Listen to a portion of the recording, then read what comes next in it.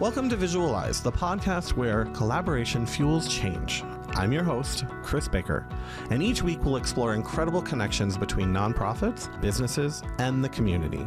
This is a space where we highlight inspiring partnerships, uncover strategies for creating meaningful impact, and share stories that show how working together can make all the difference. Whether you're a nonprofit leader, a business owner, or someone just passionate about building connections, this podcast is for you.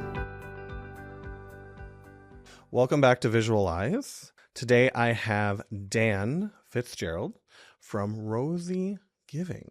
I would love to hear a little bit more about Rosie Giving. So can you tell me about that journey and what inspired you to make this company? Yeah, I can actually remember to the day where my journey all started. And that was on June 19th, 2011, when I had a terrible thing happen to me. I had a stroke, very serious stroke.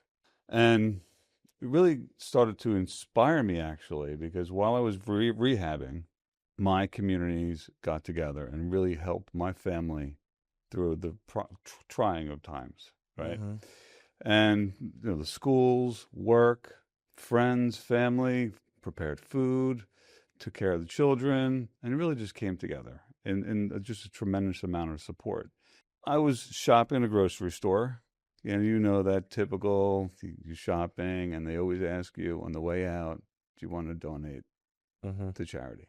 And the charity they were, raising money for, really, again, it's not a bad charity by all means, but I had no affiliation. I had a devastating thing happen to me. It was the experience of being asked by a big corporation to give my dollar to another huge corporation that didn't have any ties to the local community. And that just didn't sit right with me. Okay. Right? So, to me, it's like if you're going to give, you should have some connection back to the community or back to a cause that means something for you. If they're not in your backyard. If they're not in the backyard. Yeah. Okay. And most instances where they're called POS donations, they don't really have any local nexus. It's usually like St. Jude's and that sort of thing. Again, beautiful charities. Other people have different needs and wants. So that started me down this rabbit hole. Well, I don't like to call it that, but it really was like a rabbit hole because I have no idea what I was going to uncover. But I really started with POS, and this concept started to, evolve in my mind. So that was really how it got me inspired to do something that I can give back. Because again, my community was very, very, very instrumental in my recovery, and then that whole ill feeling again. You felt almost bullied when you are in that situation where they want you to give to a charity. Again, it's only $1. I get that, but still, it's like it doesn't really. You should leave there feeling inspired, not like guilt-ridden, right? If you're feeling guilt-ridden, that doesn't feel good, and it's not going to help you or the community. So that's fair statement to have. So yeah, you do want to make sure that you feel comfortable. And I would definitely say that I know when I'm giving back, whether it's my time, an item, like a service, whatever we're giving back, if it's in my backyard and I can see the impact that they're having on the community, it's 100 times stronger. This is what it's all about. So much different. This is all about. Yeah. Yeah. Rosie was built mainly as a community building platform. I mean, it's a platform. I was going to go into maybe in the next question just to kind of explain what Rosie is, because I'm sure your listeners have no idea what. No, and then actually right now it's a perfect segue. So yes, take it on. Yeah, so Rosie is it's an app-based platform for the entire giving community. We define the giving community naturally your donors and your volunteers, your nonprofit organizations, and also other organizations like companies or clubs, or really just a collection of people that want to do some good. And so they all get together underneath this platform, and they have equal weighting in the platform. And it all comes together, and it provides a very valuable tool for generally more the smaller nonprofits, but it's a wonderful tool for donors and volunteers because they get everything organized under one place. Explain how that works. Can you Yeah, go yeah, yeah. deeper? So we have this platform is it's in it's in app stores now. You can download it, and everybody download it. So what you do is you have three portals. So if you're we call them Rosie Givers. Rosie Givers, again, like people like you and me, we Mhm. download the app or we register online. Either one is fine. And then you get access to all these features. One of the features is access to the details of what we call featured nonprofits. They are featured because they've actually gone through the process of registering with us. Okay. We actually perform some verification just to make sure they're who they say they are, to make sure their ratings that they submitted, and that the mission that they've submitted is consistent to the information that's out there. So they're completely vetted, make sure they're a 501c3 at the right 501c3, designation. Yep. we don't, Okay. yeah, we don't vet them. We verify the information. So Yeah, okay, there's a higher level of threshold because it's very difficult to actually vet an organization like that. so yeah, okay. So Yeah, verifying. Yep. right. And the other one is the giving partners. So the other organizations, Yep. we call them giving partners. So Rosie Givers, nonprofits, and giving partners. Those are our three ways that you Like your can register. tiers. Yeah, yeah. Giving partners then can go out and solicit their members to become involved in Rosie Giving, and then also everything that they're doing will roll under that giving partner. So it really gives them like an equal place in the platform, right? Okay. Right now we're focused more on nonprofits and the givers, but we also built the portal for the giving partners as well. So if I'm hearing correctly, and tell me if I'm wrong, but so the giving partner is more kind of like an affiliate. Yeah, we call them like strategic partners, Okay. that sort of thing. And they could be sponsors. They can participate in a variety of different ways, Okay. right? So they can do events. They can do events and sponsor events and promote those events in their community, Mm-hmm. right? Or and their members, all the donations that they make to nonprofits would go underneath their giving partner, and then the giving partner can say, well, we're going to match donations, or we're going to structure our giving program or something like that, just to make sure that they are treating their members with a lot of respect and honoring what they think is an important nonprofit. Instead of going off on their own, like a company that might go off on its own and raise money for a charity or two, but there's no connection back to their community. Well, and actually, when you're talking about a company, obviously the decision makers are the ones that choosing the nonprofit. And depending on the size of the company, in this way, you're getting all the employees to choose how they Correct. want to work with them. Yeah, it's like a democratization of charitable giving. Yeah. So it's a little bit more you get to choose where you feel the most comfortable, where you can see the most value going for you and your backyard and your community versus the stakeholder or the decision makers in the company just choosing the one or two. I like that. Basically, yeah. And the some of the benefits for the Rosie Givers, again, the donors and volunteers, is one, you can donate to several different charities at once.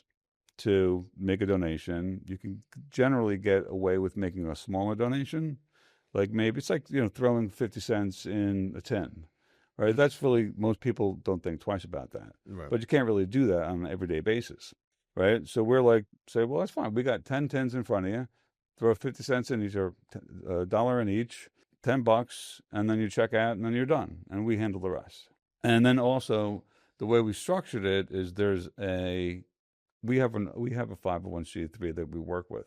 So you're actually making the donation to that 501c3. So now the benefit of that is you get one receipt, and you can generate that receipt online. Push a couple buttons, and the receipt comes up. So you can take that, send it to your accountant, or file it away for your own, knowledge. And so I don't know about you, but whenever I give to a charity, I like lose the receipts. Well, yeah, Yeah. because depending on where you're donating or you're giving time, all of those receipts, yeah. Yeah, I remember. And unless it can be digital, it's a little, it can get lost, and then Yeah, you or need it for tax purposes. It's not yeah, readily well, available. you just want to, you just want to, and for the information, for the knowledge that you gave that Sure. donation. So we can do it for any date range or for the entire time on the platform. There's a lot of cool things like that. Also, Giver has a dashboard, so there's a lot of different things on the dashboard. One overall how much they've given over their life of the on the app, Mm-hmm. which is cool because most people don't know that. So if you want to Yeah. evaluate your impact, you just look at, oh, I gave $1,000 over the last 2 years. That's awesome, right? Um, Also, you can set goals, annual goals and weekly or monthly goals, and if you hit those goals, you get a badge. And there's also a lot of other metrics like engagement metrics, like how many nonprofits you supported, how many friends you can make Rosie friends. It's kind of really, it encompasses a lot of different things. So it sounds kind of like I mean, besides the actual giving piece of it, it's also like a community Yeah, app as well. Because if you're actually able to connect with other people on the app, you get to understand and find people that have the same values of like giving. absolutely. And I think that's a connection gift in itself. Yeah, and then you can also a nonprofit can set up multiple. We call them communities. Community is throughout our offering. We're all about the community. For example, you're a mom or a dad or a grandparent or an uncle or whatever. You want to support your nieces, nephews, kids, whatever, and they have so much going on. They have, soccer, dance, baseball, schools, different schools because they're different ages.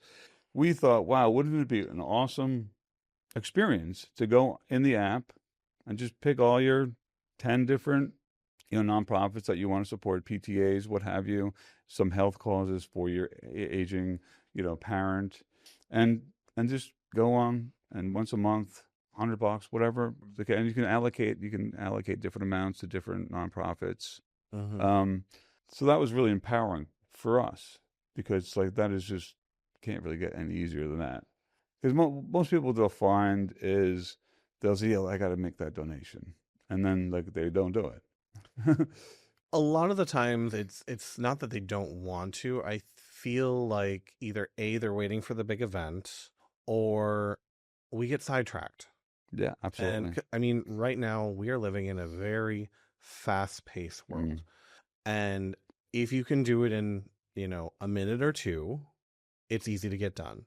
It's easy to get done. Yeah. If you wait 10 minutes to half an hour, you're probably thinking about something else and you've already moved on. So giving this an opportunity to go, hey, you know what? I just walked by that sign. It reminded me of so and so organization that I really want to give to. And you already have it in your app and you can give $10 at that minute. Mm-hmm. That does make sense. And it is helpful. Mm-hmm. That's awesome. Mm-hmm. So back to so in Rosie, we have this concept of a Rosie community. So all nonprofits they can set up one, two, five, however they're organized, and so they could set up the community. If it's a volunteer heavy nonprofit, they could set up a volunteer community that they can now engage with. You could say, all right, well, the event's in 3 days. Here's the logistics. Here's the information. Here's what to wear. Here's, whatever. You can actually send that out to your community. Okay. And as long as the people have joined that community, they'll get it's like a news feed. And they could send posts, they could send pictures and small short videos, like a little social media light. It's not heavy. It's not Right. meant to be like get this person hooked. Because we found that most, or if not all, social media these days has gotten so congested. It's got reels, it's got groups, it's got posts, it's got political nonsense, it's got everything. And if you're a nonprofit, you're getting mixed up in all of this. And chances are, as much as you're loved, they're just people are just going to go right by you, right by you in many cases. In you brought up an excellent point, and that's something that we're struggling right now to make sure that nonprofits are actually visible. And the problem that we've noticed is there's not enough nonprofits using video right now. And so to stand out in that entire ocean of videos that are constantly set out there, you have to start competing at a higher level. Mm-hmm. And that's not so easy in a nonprofit's budget. It's something that's extremely difficult. I do like this idea of having a space, a community space that is geared more towards what are the nonprofits doing? You can showcase your story. Yeah, I mean, you got to figure this one. Now you have a place, an app, right, where you can pretty much do everything related to a nonprofit. You can donate, you can follow up with them, you can also actually find out what events they have. There's a whole event module. So if you're having an event, you put that in your community, and you can get that out into your community, and now you're sharing your event, and it's all shareable. So I could just click a button and it gets shared to my Facebook or whatever. It's shared via a URL as opposed to a browser, and Yep. not yet to the app itself, but eventually we'll get there. So yeah, everything is very shareable, very, very shareable. You can share your events, you can share your profiles to a nonprofit, you can share your communities. There's a ton of shareable information. Cool. That's awesome. Yeah. So one of our major questions that we, have on the show, and specifically, we want to talk about different collaborations.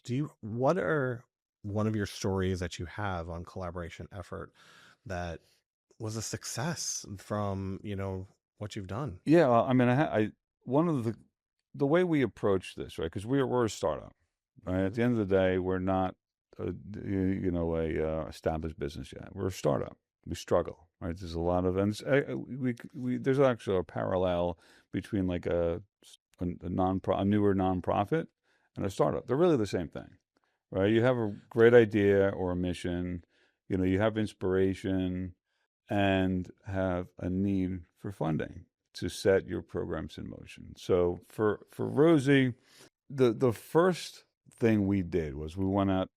Well, first of all, let me take a step back, right? Because this is kind of a little bit of a funny story, right?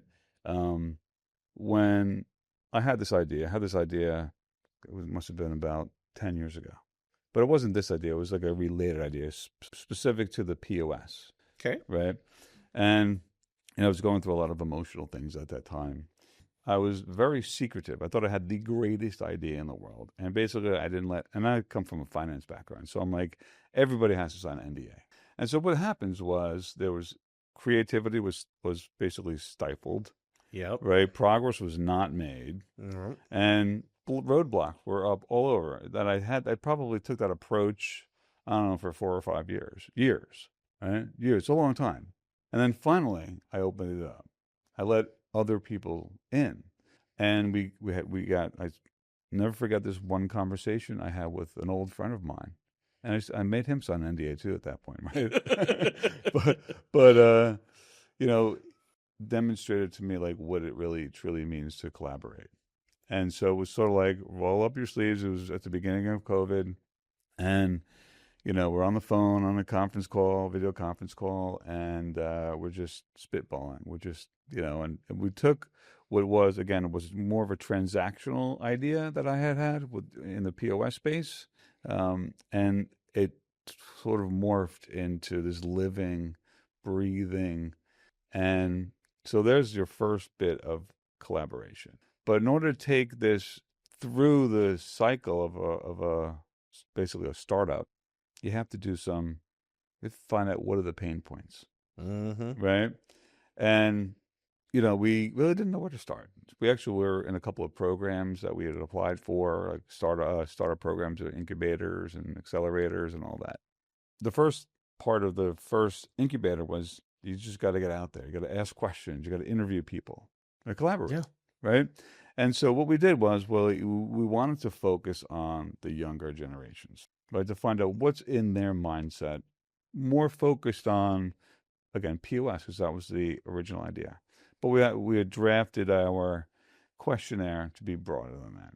And we found and I have them here. I'm just going to highlight some of the stuff that we interviewed about 50 people, generally Gen Z and Millennial. They have a general distrust of large organizations.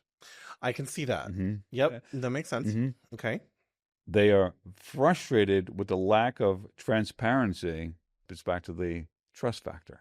They think that in many cases that the money that they give, whether it's 50 cents or a dollar, that they give to Publix is going to go into a public's pocket, not the nonprofit organization. Not the ones that they're actually saying, would you like to increase this to the nearest Mm-hmm. dollar, and it's going to Whatever, it could them. be Yeah. anything, right? Also, we kind of just discussed this a little bit earlier. So the preference to give is I'm sorry, there's a preference to give where they can see the impact, like you were saying, right? By that, though, I mean they'll be more inclined to give to a homeless person because they can see they'll maybe or their food or something like that because they can see the impact. But they're not really so inclined to give to a homeless organization because again, it's the organization side of the equation that is unknown to them. So if I give $1 and I can see him buying, you know, something to eat, then that makes me feel good. But if I give to a homeless shelter, and I don't know what happens to anything. The huge desire to spread their contributions over time. So instead of giving like $500 at every Christmas or Mm-hmm. around the holidays, they'd rather give $10, $15, $20 a month and spread it out, generally for financial reasons. But the biggest surprise we got is this overwhelming desire to give to community-based nonprofit organizations, the ones in your backyard, in their backyard, Yeah. because it's local, they can see it. So Yeah, we can so feel it and you can see it. It's a beautiful thing. mm-hmm. Then so we took all this information and we digested it, and then we started talking to nonprofit organizations. And generally, the most consistent feedback we got was they're finding it very hard to reach out to the younger generations, right? So we're like, we have all this knowledge about, their sentiments and all that, and how they view certain aspects of the giving space. And we've got nonprofits telling us they're eager to reach out to them. So we said, well, wait a second. Why don't we build a tool, i.e., an app, Mm-hmm. right, that addresses all of these things? And that was our first real pivot from, again, that POS transactional model to something much bigger than that. And that's how we came up with, partially, and we have a ton of work to do as well on new features and stuff like that. But for the most part, that's what we've got. We've got, they can engage, they can communicate with, they can donate to, they can attend events, all that under one app. They can get their, employer involved as well. Well, when you're a 1 to 2 person nonprofit and you're grassrooted and you're just getting it off the ground, it is all on you. It's all on you. Yep. And it's a passion project. The goal really is to get it to a business model where you can start, seeing the way to build and grow and scale so that you can have the extra money to have staff to help you get these other pieces done. I don't know exactly how much stuff you have to do in Rosie. See, and Rosie, if you're a nonprofit, you get access to a dashboard. Sure. And you manage everything from the dashboard, whether you're communicating with your followers, whether you're establishing your communities, whether you're establishing your events. You have all the information on the transactions that are done. Another cool feature of Rosie is that when you set up your communities, like let's say you set up 5 communities, donors and program, whatever, you can actually, people can donate to that community. So it's almost like a little mini campaign. So you set up that campaign and then you go out, you get your donations to that campaign, and then you shut it down and then you move on to the next. And it's a lot easier. So all the money goes to the same nonprofit. It's just earmarked for a particular reason. Yeah. So I do see, like you were kind of mentioning it right now, the nonprofits are not utilizing it. I think that's a challenge because a lot of the times, especially for the smaller nonprofits, they're their own marketing team. And if that's not their expertise, that's already another piece that's going to be a challenge. Yeah. Because if they could obviously do it. They could do a little bit on Facebook or other places, but creating ads, managing ads, or campaign, it's a lot of work. Yeah. Hopefully, Rosie's a little bit more simplified, so that hopefully this could be something that they can do in like an hour a week Oh, for sure.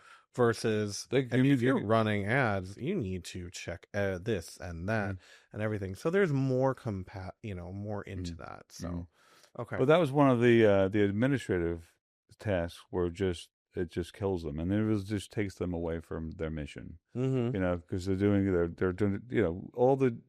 all the donations we collect for them, we hold on to them. So we'll collect the money, and then we'll agree with the nonprofit on when we pay it out. Is it a time every month, or when they need the money? Because we don't want to be paying them small amounts, because that adds to the cost, right? Well, and it's also a lot more difficult for billing purposes because now, like, I got $1 here, and I got $10 here, and I got $100 here. Um, it might make more sense. Can you give it to me quarterly, Mm-hmm. or when it hits $500, Exactly. let me release the funds You to got us, it and then we can use it. exactly. And that's very valuable because now they're not having to worry about all of this coming through. There's not additional, you know, merchant fees that are going to be Mm-hmm. associated right on top of that. So that makes sense. I like that. Mm-hmm. They Yeah, we keep the just money. tried to be super, smart about things. Make it's like a nonprofit in a box, right? Like, I hate to use that term because it's like very old school and everything else, but Okay. it really is. If you're and the nice thing about it is we're not saying all your donations need to be run through, Rosie, right? If you've No. got big donors out there that write you monster checks, Yeah, don't it's a come. different. It, Yeah. come online, but when the bigger donations, you just, that's more you've worked harder for that huge donation. You don't want to subject it to.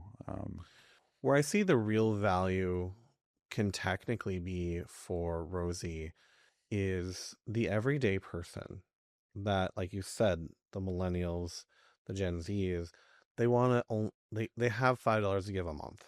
They can't write, they don't want to write the $500 at Christmas. But, if it's 5, 10, 15, $20 a month and they can just easily throw it through the app, Mm-hmm. this is a community app. Mm-hmm. Like it's allowing that space for them to still continue to give, but at the way that they need it. Mm-hmm. Um, but honestly, if you think about it, if you have 1,000 people in your community, all backyard that's giving to organizations, those add up. $5 adds up. Mm-hmm. Now you're looking at 5,000. If Yeah, every one of those has $5. we do a $10 minimum, but Okay, so you yeah, have a $10 minimum. But still, yeah, even a $10 minimum, you know, $10 adds up. And it adds up yeah, fast. very fast. And if you have enough users and you have the nonprofits ready to be in the app and they're ready to receive, I think there's some value in looking at that right now because we're going through different changes with the government freezing funds, Mm-hmm. and we don't know what that means for future. Where it's kind of one of those pieces where we're still trying to navigate that piece. Mm-hmm. The strongest thing that we can do right now is tell your nonprofit story to the community. Some of the funds that need to be raised is going to come from them. Mm-hmm. And this is an opportunity. This is an app that can do that on the scale that it needs to be. Exactly. And I think that that's exactly something that's very important. So I'm glad that you're bringing this out into the Yeah, world. yeah, yeah. Me too. I just simply love this app. It takes a lot to get out in the market, you know. But one of the on the point of collaboration, Yeah. so there were a number of different nonprofits that we had met that said, well, when someone gives us a donation, we like to send a personal note. So we like to do that via email. So this is a really terrible thing, right? Okay. Not so much, but they weren't a big buyer. They weren't fully behind it right away. Right. And so I said, it's interesting. So we took that feedback, we gave it to our developers, and we said, we want to develop something where a nonprofit, at their option, send a note to the donor. So I said, okay.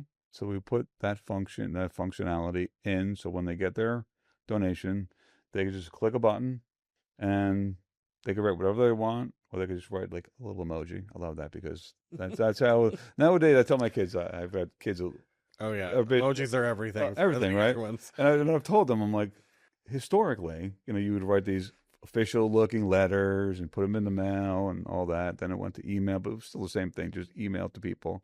And slowly but surely, it got down to basically emoji, right? So now nonprofits that want to appeal to and save loads of time, right? Because it's a lot easier to just hit an emoji, goes into an app, and then they'll remember that, right? More than an impersonal email, because emails are just not very personal. They're just like, I would agree with that. yeah. So I we, mean, I would say most people at this point are texting is kind of like yeah, where we're at. I mean, even phone calls are less common.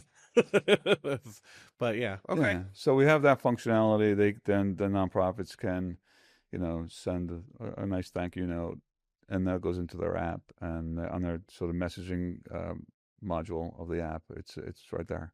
And And then it's still like set up and formatted like it's coming from them. yeah, it'll put their little icon on there, and then it'll be like whatever. It'll say whatever Awesome. yeah, and it happens instantaneously, so it's not like there's no delay.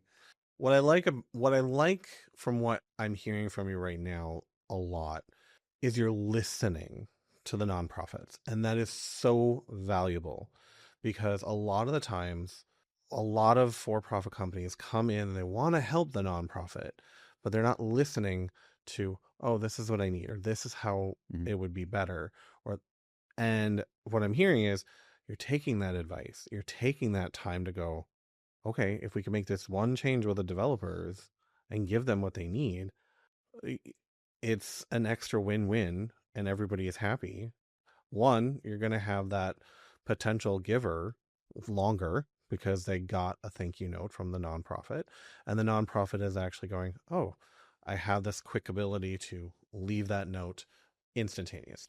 Or when a certain time comes, because one of the things historically, especially for smaller nonprofits, is you go to their website and it Mm-hmm. says join our community, and that means sign up for a mailing list, and Yep. we'll reach out to you when we see fit, right? Which is not a really great way to be. I mean, kind of at their whim, right? And they'll reach out to you when they have an event, and I get all that, but we've taken that and we said, well, let's internalize it, right? Let's give them the ability to set up that community. As I mentioned before, one of the communities could be volunteers, and all the messaging is in place for a volunteer versus a program participant. So it gives them more dynamics Mm-hmm. in the, join my community, Yeah. So it's another way to, engage with your communities. So for people that are looking at this either as a giver, as a nonprofit, or you said community partner, Because the giving partner. Yeah. giving partner, where can they download the app, and how do they download the app? Yeah, so just go on to one of the app stores, Mm-hmm. Apple or Google Play, and just search for Rosie Giving, ROSI, no E, no Z, is ROSI, Rosie Giving. Download it, or you could just go onto your browser and you can sign up for it there as well. Perfect. Yeah, What's the website so they can get more information? RosieGiving.com. RosieGiving.com. Right, and if you go on their homepage, it kind of gives you instructions about like if you're a Rosie giver, if you're a nonprofit, and if you're a giving partner, and it'll send you to the right registration page. Perfect. Perfect. So as we wrap up, there's one final question I ask everybody that is on the show. What is the legacy you want to leave for future generations? Well, we have so much, like the features, the benefits. They're right now. They are what they are, right? And I said before, a startup is like a nonprofit where you need funding for adding different features and programs and all that. So there is just so much there that we are very confident that we'll be able to get funding for. The act of giving makes you feel good. Like, it really does make you feel good. I'm in the Rotary, and I mean, we give a lot. It's what we do. Yeah. And the volunteer events, we have so much fun. It's like I'm at a volunteer event and I'm having fun. Like, I'm supposed to be working. No, because it really does have a positive impact on your life. So that's the legacy we really want, is cultivating and being involved in every stage of a giver's life. I love that. That's a really good, it's a really beautiful way to state it. So I love that. Oh, Dan, thank you so much for being on the show today. Thank you. I really appreciate it. Check out Rosie Giving. And again, thank you. Thank you. Thank you for joining me on this episode of Visualize. We hope that the inspiration and practical insights can help you foster stronger connections and meaningful change.